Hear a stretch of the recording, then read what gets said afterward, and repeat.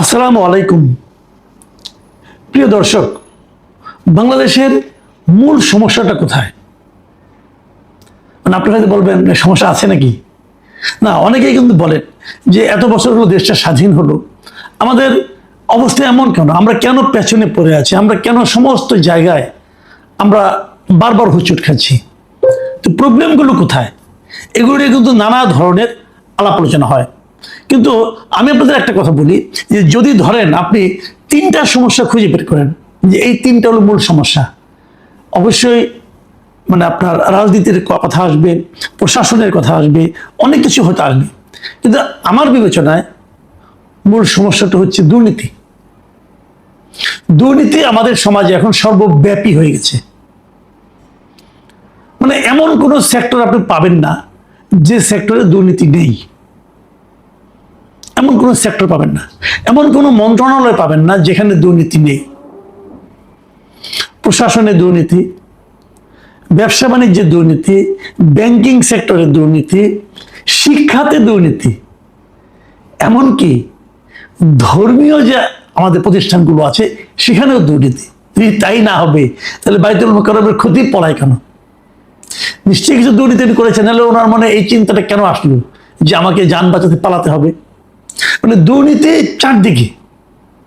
এখন আমার সঙ্গে অনেকের সঙ্গে নানা সময় কথাবার্তা হয়, সরকারি দল, বিরোধী দল, নানা লোকের সঙ্গেই তো সমাজে যখন থাকি দেখা সাক্ষাৎ হয়।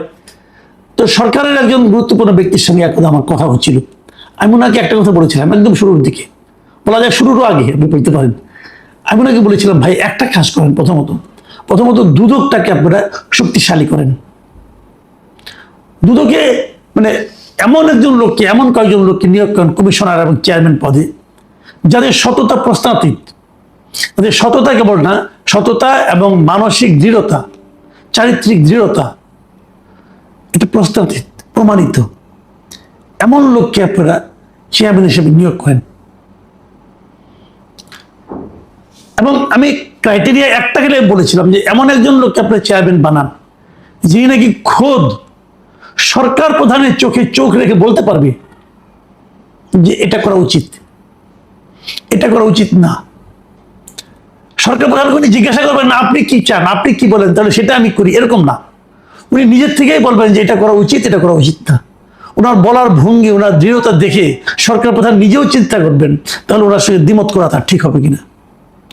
এমন একজন লোককে নিয়োগ করেন। দেশ যদি দুর্নীতি মুক্ত হয়, লাভটা হবে কার? লাভটা কিন্তু সরকারের হবে। সরকার তখন দেশটা ভালোভাবে চালাতে পারবেন। দুর্নীতিবাজরা যদি ভয় পায় যে আমি যে দুর্নীতি করতেছি সেটা দুদক কিন্তু আমাকে ধরবে, এটা যদি দুর্নীতিবাজরা মনে করে, তাদের মধ্যে যদি বিন্দুমাত্র ভয় থাকে, সেটাও কিন্তু আমি মনে করি যে সরকারের যে প্ল্যানিংগুলো সেগুলো বাস্তবায়নে সহায়তা করবে। আর যদি সরকার দুদককে ঠিক মতো গঠন না করেন তাহলে কি হবে? নিজের পায়ে নিজে কোড়াল মারবেন। আমি এগুলি এত কিছু বললাম, এর পেছনে মূল কারণটা কি? মূল কারণটা হলো দুদক কিভাবে গঠিত হবে, কিভাবে হবে না, সেটা তো একটা প্রশ্ন আছেই বটে। তারও চেয়ে বড় প্রশ্ন হলো দুদক কেন গঠিতই হচ্ছে না। দুদকের নর্মালি নিয়ম হলো একজন চেয়ারম্যান থাকবেন, তিনজন কমিশনার থাকবেন অথবা দুজন কমিশনার থাকবেন, এরকম একটা ফরম্যাট আছে। এটা কিভাবে গঠন করতে হবে তারও নিয়ম আছে। এই সরকার দায়িত্ব নিয়েছে ফেব্রুয়ারি মাসের 17 তারিখে। তার ঠিক 2 সপ্তাহ পরেই মার্চের 3 তারিখে দুদকের যিনি চেয়ারম্যান ছিলেন এবং যে দুজন লোক কমিশনার ছিলেন তারা একযোগে পদত্যাগ করেছেন। কেন পদত্যাগ করলো? এবং সেই পদত্যাগের পর এখনো পর্যন্ত দুদকের সর্বোচ্চ এই 3টা পদ, এই 3টা পদ খালি অবস্থায় পড়ে আছে।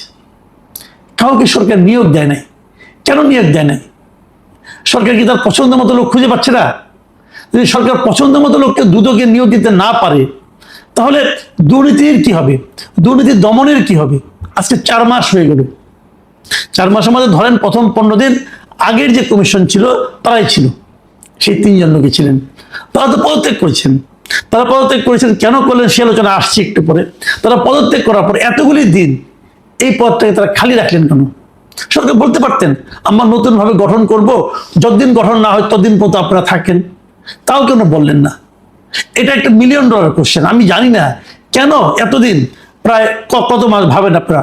প্রায় 3 মাসে, প্রায় 2.5 মাসের বেশি, প্রায় 3 মাস ধরেন, 3 মাস 3.5 মাসের মতো সময় দুদকে কোনো চেয়ারম্যান নেই, কোনো কমিশনার নেই। দুদক আগে ছিল এন্টি করাপশন ব্যুরো। এর জন্মের পর থেকে এই যাবৎকালে এই শীর্ষ পদগুলোতে এতদিন ধরে খালি থাকার কোনো ইতিহাস নাই।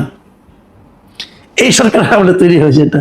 তো এটা কি সরকারের দুর্নীতি দমনের ক্ষেত্রে তাদের আন্তরিকতার প্রমাণ, নাকি তারা দুর্নীতি দমনের ব্যাপারে তাদের যে উদাসীনতা তার প্রমাণ বহন করে? কেন তারা দুদকের চেয়ারম্যান নিয়োগ করতে পারছেন না? দেখুন, একটা কথা খুব গুরুত্বপূর্ণ, কিন্তু দুদকের যিনি চেয়ারম্যান ছিলেন তারা কিন্তু নিয়োগ করা হয়েছিল অন্তর্বর্তীকালীন সরকারের আমলে। যে 3 জন লোককে নিয়োগ করা হয়েছিল, চেয়ারম্যান ছিলেন মোহাম্মদ আব্দুল মোমেন এবং 2 জন কমিশনার ছিলেন, মিয়া মোহাম্মদ আলী আকবর আজিজি এবং ব্রিগেডিয়ার জেনারেল অবসরপ্রাপ্ত হাফিজ আহসান ফরিদ। এই 3 জন লোক ছিলেন শীর্ষ 3 পদে। এরা যখন পদত্যাগ করেন, একই দিনে একই সঙ্গে তারা পদত্যাগ করেছেন। এবং পদত্যাগের পর এই আব্দুল মোমেন যিনি আছেন, উনি একটা সাংবাদিকদেরকে কারণটা উল্লেখ করেছিলেন। শুনুন উনি কি বলেছিলেন। উনি বলেছিলেন, পদত্যাগের বিশেষ কোনো কারণ নেই। নতুন সরকার নিজস্ব প্রত্যাশা ও কর্ম পরিকল্পনা বাস্তবায়নে হয়তো তাদের চেয়ে অধিকতর যোগ্য কমিশনের প্রয়োজন হতে পারে, এই ভাবনা থেকেই এই সিদ্ধান্ত। এবং আরো ডিটেলে যদি আমি বলি, ডিটেলে আরো কি বলেছিলেন, যে একটি রাজনৈতিক সরকার তার নিজস্ব ম্যানিফেস্টো ও প্রত্যাশা অনুযায়ী কাজ করতে চাইবে, এতে অস্বাভাবিক কিছু দেখেন না তিনি। তার ভাষা, তারা অনুভব করেছেন এখন তাদের চেয়ে অধিকতর যোগ্য ব্যক্তিদের কাজ করার সুযোগ দেওয়া প্রয়োজন। এতে কমিশন যেমন উপকৃত হবে, তেমনি রাষ্ট্রেরও উপকার হবে। এই ছিল মোমেন সাহেবের বক্তব্য। এই কথা বলে উনি চলে গেছেন। তার মানে ওনার বক্তব্য হলো যে এই নতুন যে রাজনৈতিক সরকার আসছে, তাদের কিছু পরিকল্পনা আছে, সেই পরিকল্পনাগুলো বাস্তবায়নের জন্য তারা হয়তো আরো যোগ্য লোককে তারা এখানে নিয়োগ করবে। খেয়াল করুন, তার মানে এই কথাটা আসলো কেন? তার মানে ওনাদেরকে কেউ হয়তো সরকারের পক্ষ থেকে মেসেজটা দিয়েছে যে আপনারা চলে যান। তো চলে তো গেলেন, এখন নতুন কাউকে লাগান, নতুন কাউকে বসান সেখানে। আমরা দেখি আপনারা কাউকে বসালেন কিনা, কাকে বসালেন। তৈরি ঘরে গেলে ওনাদের যাওয়ার ব্যাপারটা আরেকটা কারণ আমার কাছে যেটা মনে হয়, আপনাদের মনে আছে যে 17 ফেব্রুয়ারি এই সরকার দায়িত্ব নিল, 25 ফেব্রুয়ারি এই সরকার বাংলাদেশ ব্যাংকের নতুন একজন গভর্নর নিয়োগ করলেন এবং সম্পূর্ণ অস্বাভাবিক প্রক্রিয়া নিয়োগ করা হয়েছিল। অস্বাভাবিক প্রক্রিয়ার কারণে যে নতুন আগের যিনি গভর্নর আছেন তাকে বিদায়ও দেওয়া হয়নি। উনি অফিসে যে শুনতে পারলেন নতুন গভর্নর নিয়োগ হয়েছে, তবে তিনি বেরিয়ে গেলেন আর ফিরে আসলেন না। বাংলাদেশ ব্যাংকের ইতিহাসে এভাবে কখনো হয় নাই। এবং যাকে নিয়োগ করা হয়েছে উনি একজন ব্যবসায়ী, উনি একজন গার্মেন্ট ব্যবসায়ী। একজন গার্মেন্ট ব্যবসায়ীকে বাংলাদেশ ব্যাংকের গভর্নর নিয়োগ করা হয়েছে। তো হয়তো আমার ধারণা এই দুদকের এরা মনে হয় আগেই ভয় পেয়ে গেছে, মান সম্মান থাকতে চলে যায়। তাদের কিন্তু 5 বছরের জন্য নিয়োগ দেওয়া হয়েছিল এবং এই 5 বছরের মধ্যে মাত্র 15 মাস তারা ক্ষমতায় ছিলেন, এই দায়িত্বে ছিলেন। তারপরে তারা চলে গেছেন, মানে 1.5 বছরের কম সময় ওনার দায়িত্বে ছিলেন। তো নতুন ভাবে আপনাদের নিয়োগ করেন, নিয়োগ করবেন কিভাবে? অন্তর্বর্তীকালীন সরকার কিন্তু এই দুদকের নিয়োগ কিভাবে হবে না হবে এর জন্য একটা অধ্যাদেশ করেছিল। তো এই সরকারের প্রথম অধিবেশনে যে 133টা অধ্যাদেশ ঠিক করেছিল আগের, তার মধ্যে যে কয়টা তারা রেখেছিল 113টা, সেই 113টার মধ্যে কিন্তু এই দুদকের যে অধ্যাদেশ এটা ছিল না। তার মানে দুদকের অধ্যাদেশটা বাতিল হয়ে গেছে। তার মানে এখন নতুন নিয়োগ করতে হলে এর আগের যে নিয়ম আছে, 2004 সালের যে নিয়মটা ছিল সেই নিয়মেই নিয়োগটা করতে হবে। এবং 4 সালের নিয়মটা কি? একটা সার্চ কমিটি হবে 5 সদস্য অথবা 7 সদস্যের। সেই সার্চ কমিটি কয়েকজনের নাম দিবে, প্রত্যেকটা পদের বিপরীতে 2 জন করে নাম দিবে। সেই নামগুলি রাষ্ট্রপতির কাছে পাঠানো হবে, রাষ্ট্রপতি নিয়োগ করবে, এমন তেমন এই সমস্ত ঘটনা। এখন এই যে দুদক নেই, দুদকের যে কমিটি গঠন করা হয়নি, এর ফলে দুদকের কাজকর্ম কেমন চলছে? বলতে গেলে দুদকের রুটিন কাজ ছাড়া আর কোনো কাজই হচ্ছে না। অনেক অভিযোগ দুদকে জমা পড়ে, জানা গেছে এর মধ্যে প্রায় 2000-এর বেশি অভিযোগ অনুসন্ধান পর্যায়ে আছে। কয়েকশো অভিযোগের অনুসন্ধান শেষ হয়ে গেছে।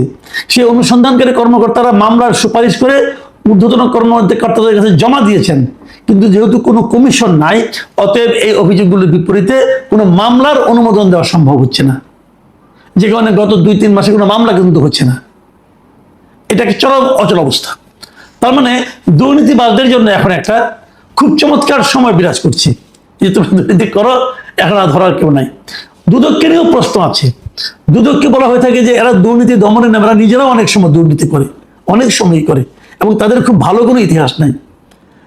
আমি সবসময় বলবো যে সরকারের উচিত হবে যত দ্রুত সম্ভব দুদকটাকে পুনর্গঠন করা, দুদকটাকে গঠন করা, দুদকের চেয়ারম্যান নিয়োগ দেওয়া, দুদকের 2জন কমিশনার নিয়োগ দেওয়া, এবং সেই সঙ্গে দুদক আইনে এমন কিছু পরিবর্তন আনতে হবে যে দুদকের কোনো কর্মকর্তা কর্মচারী যদি দুর্নীতি ধরা পড়ে, যারা দুর্নীতি দমন করবে তাদের যদি কোনো দুর্নীতি ধরা পড়ে, তাহলে সরাসরি চাকরি থেকে বাদ এবং যাবজ্জীবন কারাদণ্ড, এরকম কঠোর আইন করতে হবে।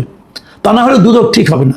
দুদককে ঠিক করেন, আপনি দেখবেন দেশের দুর্নীতি অনেক কমে যাবে। এবং যদি দলীয় লোক নিয়োগ দেন তাহলে কিন্তু আপনারা সে আগের নিয়মেই চলবেন। আগের নিয়মে চললে মাথায় রাখতে হবে যে আগে কি কি পরিণতি হয়েছিল, সেগুলো মাথায় রাখবেন দয়া করে।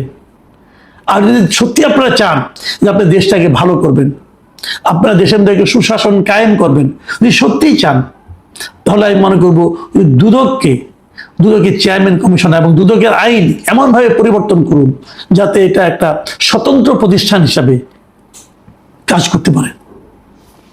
যেন সরকারি দলের লোকরাও দুদককে ভয় পায়, সরকারের মন্ত্রীরাও দুদককে ভয় পায়। এমনভাবে যদি দুদককে গড়তে পারেন, সরকারের প্রধানের কিন্তু কোনো লস নাই। আমি তারেক রহমানকে বলছি, আপনার কিন্তু কোনো লস নাই রে ভাই।